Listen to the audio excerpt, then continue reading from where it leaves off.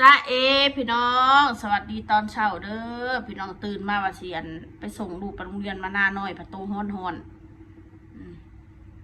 อากาศเมื่อวานในฝนตกเมื่อวานในตอนแม่ไปส่งค่ะลงจากรถพี่น้องมื่อนี้ของเพื่อนล่าหลายเลย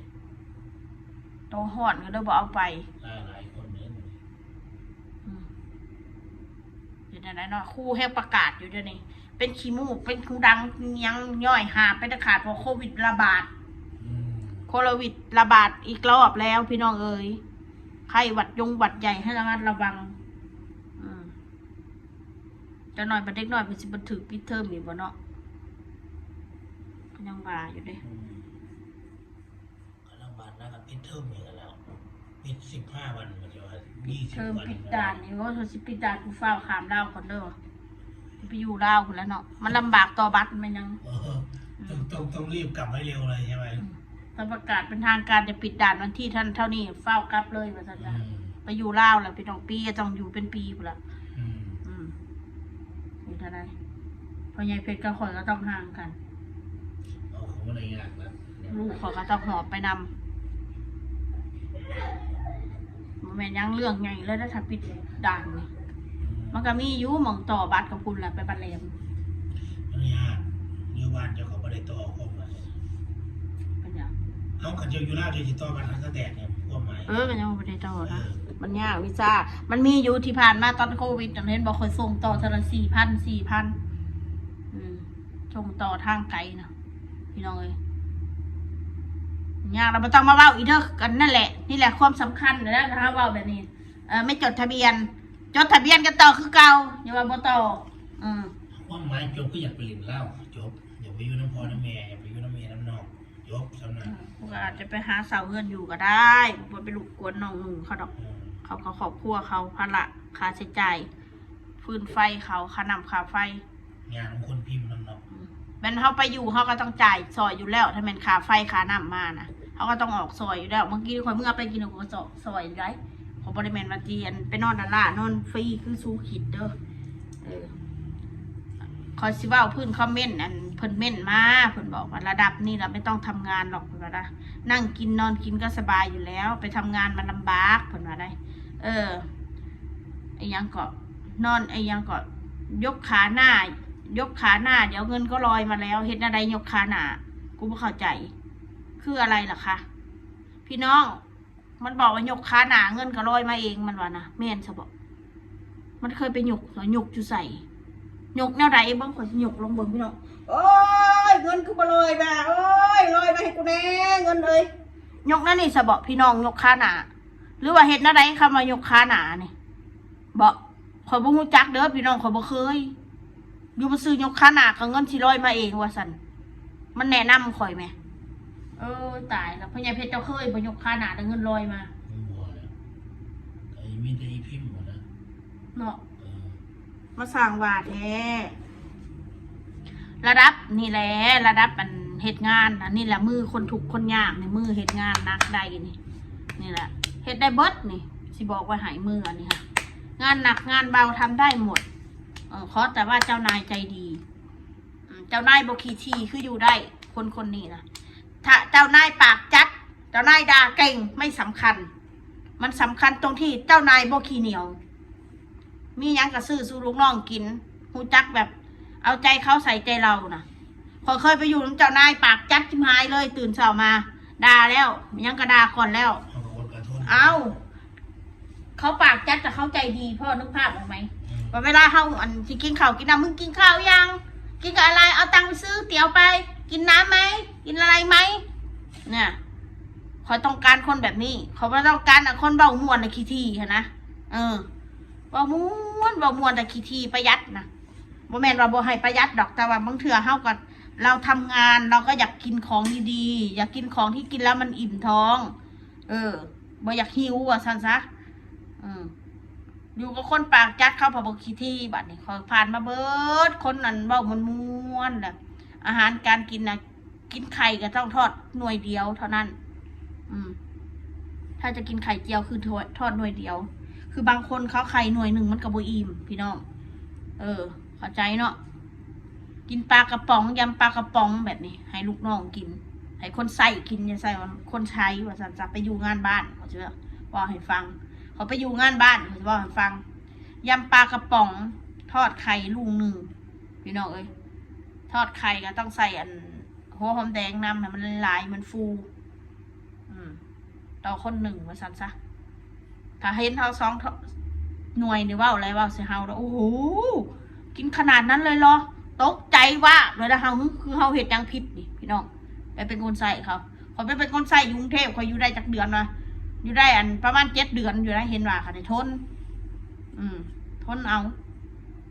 เราจะคล้องกระต่างดาวเนาะตะกี้เนาะบัตรเบอร์กับบ่มีเนาะอยู่แต่ในเฮือนบ่ได้ไปซ้ายอยู่แต่ในบ้านตื่นเช้ามาก็ทำงานบ้านงอกพุ่นน่ะเพื่อสิได้กินข้าวค่ะ11 โมงครึ่งพุ่นน่ะพี่น้องบางมื้อก็12 โมงเฮ็ดงานบ้านแล้วขึ้นทางรุมแล้วขึ้นทางเทิงเพื่อน2 ชั้นนะมึงไงหลังจากเฮ็ดทางเทิงได้แล้วกับซักผ้าเอาผ้าลงมาซักช่วงบ่ายแห้งเก็บยามเช้ามากก็รีดได้ช่วงเช้ารีดผ้านำเฮ็ดงานบ้านนำอยู่นำคนงานที่ม่วนที่สุดก็คืองานขายของบ่พูดการเฮ็ดทำงานเด้อพี่น้องเด้องานขายของได้พูดคุยกับคนได้เจ้านายที่ปากจัดแล้วก็มันก็ม่วนเป็นกันเองกินข้าวก็กินผ้าเดียวแบบเขาบ่ได้มาแยกคือเขาอยู่ได้โดนว่าซั่นซะว่าพื้นงานนักนะเขาบ่เคยเกี่ยงบ่เคยย่านพี่น้องเอ้ย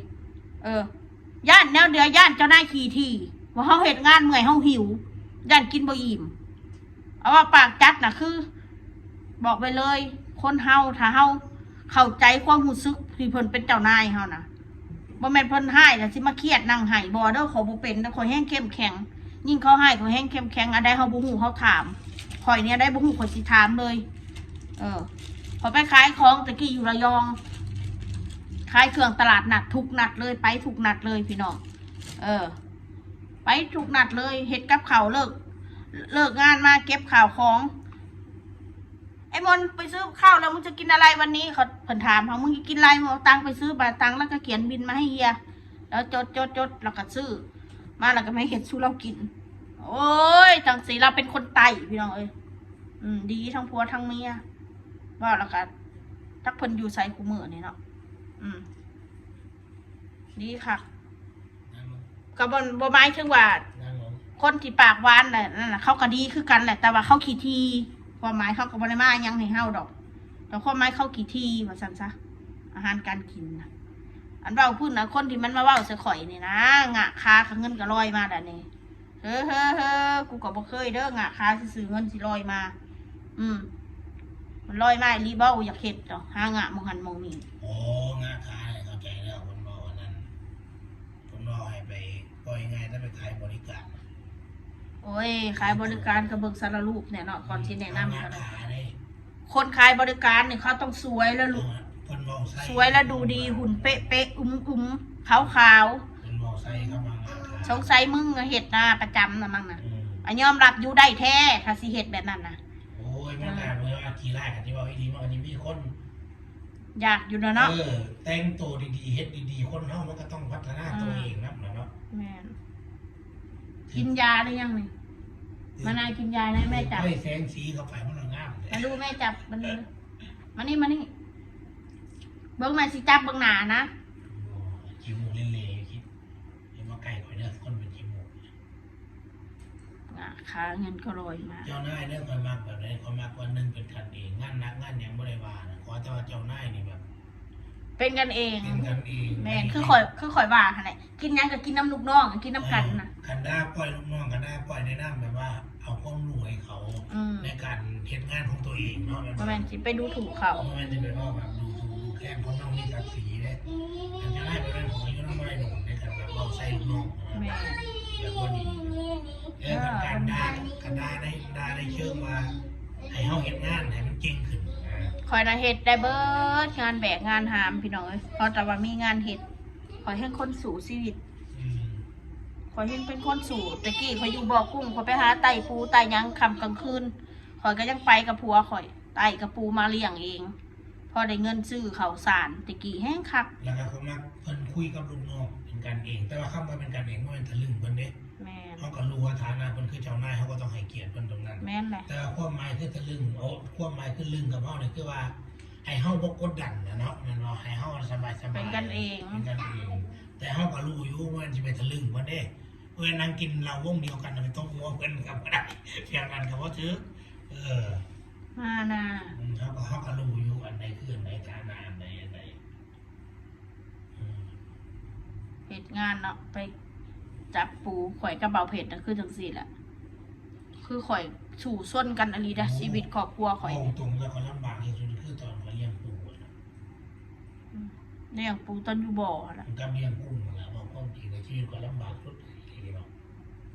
ชีวิตของใครอันนี้บอกความจริงนะยังมาด่ามากเขาบอกความจริงเลยแต่ข่อยเกิดมาเป็นคนพ่อแม่ข่อยก็ไม่ได้ส่งข่อยก็เลี้ยงตลอดใครแต่ว่าอยู่บ่อนะมันมีปูมีปลาให้กินมันไม่ได้คอยซื้อกับเขามันก็เลยอยู่ได้เงินที่ได้มากก็ซื้อแต่ข้าวสารซื้อแต่แฟบสบอกสบู่ของใส่ส่วนโตนั่นแหละเป็นแบบสอบอาหารให้อาหารกุ้งสอบเนี่ยบ้าเรียนตัวเมียเนี่ยมันเบาๆน้ำมันกับแบกเกินว่าสอบเลย25 โลจุดต้นออกเลยเนาะเพราะว่าเอาวันอาหารเนี่ยมันบ่อใหญ่ขึ้นกว่าไทยเบื้องหลังผู้ใดเห็นผู้ใดไทยเนาะสวัสดิ์ยางออกเนี่ยเขาต้องแบกสอบอาหารไปนั่นเนี่ยคิงห่อนอยู่ตากฝนเมื่อวานหนักเอาเบาสู้พี่น้องอธิบายให้ฟังเนี่ยคือว่าผู้ว่าก็เคยผ่านงานหนักมากขึ้นขันเนี่ยมากันเลยเห็นมาเบิดเท่าไหร่เห็นว่าหมดเถื่อนมาอยู่จุดนี่กันจะว่าไงอาจจะสบายชื่อเจ้าแน่มึงบริเหตุงานนักแต่มันก็เหนื่อยต้องมานั่งรับฟังความคิดเห็นเรื่องไม่เป็นเรื่องเอาว่าไปหาน้องไม้เนี่ยซอยที่ได้คลิปเนี่ยพี่น้องบักไก่ก็เลี้ยงไปเป็น30 กิโลคนไหนเขาไม่อยากว่าเสือก็วันที่เห็นของน้องไม้ที่มันติดหน่อยติดกล้องของธรรมชาติผู้ดังแม่ลงไปหาเขาว่าสิสวัสดิ์ลงไปได้แขนมือจนบาดเมื่อน้ำดังมาแน่ฮะแค่ว่าแต่จะว่ามันง่ายๆเอาละพี่น้องสำหรับคลิปนี้กันบ่มียังเบ้าดอกอยากเบ้าให้ฟังซื่อเบ้าให้กันฟังประสบการณ์ที่ผ่านมาแล้วก็ก่อนที่จบคลิปก็มี FC ผู้นึงผลเบ้าเนาะอันเดี๋ยวนี้นะคลิปมุข่อยนะบ่ได้ค่อยมีเหตุแรงเหตุง่ายมีแต่มานั่ง